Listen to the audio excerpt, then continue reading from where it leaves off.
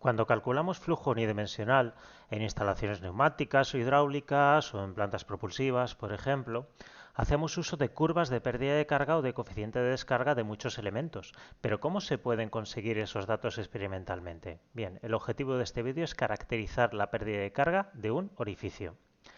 Los materiales que vamos a utilizar son un conducto o una tubería con múltiples tomas de presión, un ventilador o soplante regulable, un patrón, que en este caso va a ser una tobera calibrada, un manómetro, en este caso de columna de líquido, y un elemento a caracterizar, que va a ser un agujero calibrado.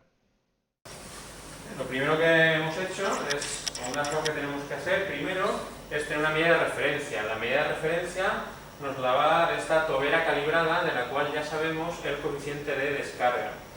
De esta manera vamos a admitir fluido en esta tubería. Tenemos para eso una soplante en este extremo, con este motor eléctrico. Este motor eléctrico va a absorber el aire y lo va a expulsar por esta salida. La salida vemos que la podemos regular mediante esta compuerta. De esta manera no admitiremos flujo y de esta manera admitiremos el máximo flujo que admite la instalación. Vemos que a lo largo de esta tubería, en la que vamos a comprobar la pérdida de carga, tenemos una serie de anillos piezométricos conectados mediante estos tubos transparentes a este manómetro de líquido. ¿De acuerdo? En este manómetro de líquido tenemos una serie de columnas rellenas con un líquido manométrico que nos van a indicar mediante esta escala de aquí cuál es la presión en cada uno de los puntos de la tubería. ¿De acuerdo? ¿Veis aquí? Cada uno de los puntos en los que tenemos un anillo isométrico, incluido estos dos, ¿de acuerdo? Entre los cuales está nuestro orificio calibrado. Muy bien. Entonces, precauciones que tenemos que tomar en esta serie de instalaciones.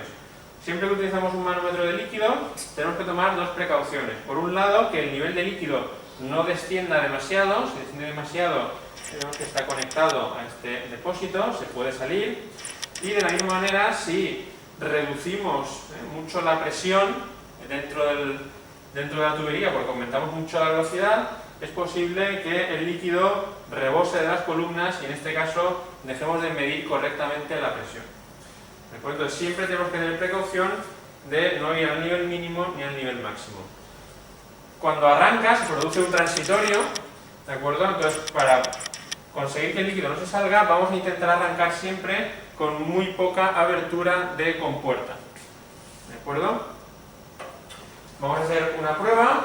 Podríamos medir a diferentes caudales, para los cuales simplemente sería cuestión de cerrar más o menos esta compuerta.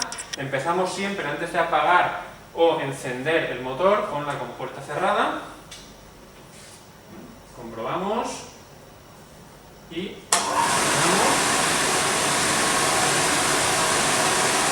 vemos que ya tenemos cierto salto de presión en el orificio calibrado. Vamos a ver que a medida que abrimos la compuerta aumenta el salto de presiones.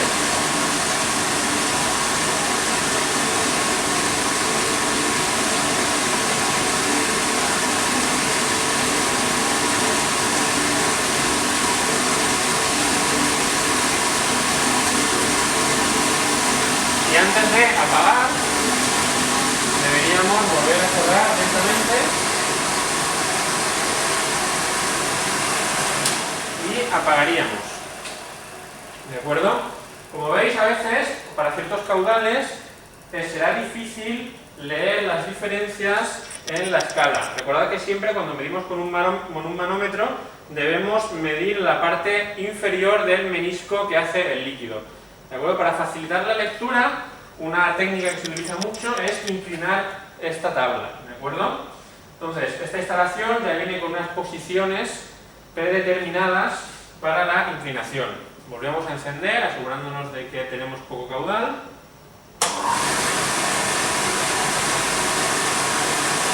Claro que con este caudal es muy difícil leer las diferencias, ¿de acuerdo? Y por tanto procedemos a inclinar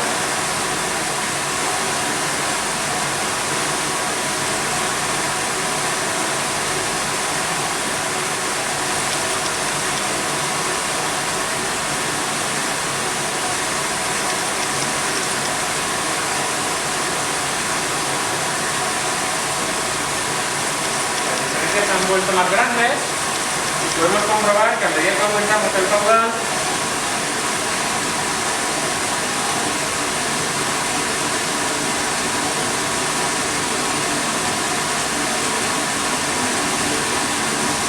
tenemos más precisión, ¿de acuerdo?, a la hora de medir,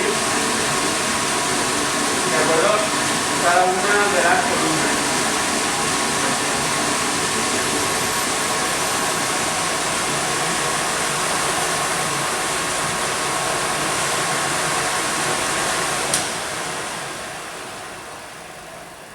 Por último, ¿cuáles son las columnas?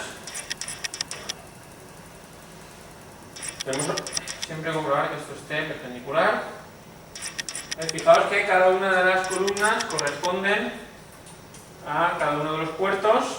Esta columna de aquí, si seguimos el cable, corresponde a esta. Y fijaos que estas dos de aquí están al aire, ¿de acuerdo? Miden la presión atmosférica. Esta de aquí es la primera, justo a la entrada de la tobera, y entre estas dos tenemos la pérdida de carga de la tobera. La velocidad de la corriente se obtiene directamente de la pérdida de carga de la tobera y de sus datos de calibración. Tomando la medida de pérdida de presión entre la entrada y la salida del espécimen a distintas velocidades de la corriente de aire, se tiene directamente su curva de funcionamiento y se puede calcular su coeficiente de descarga.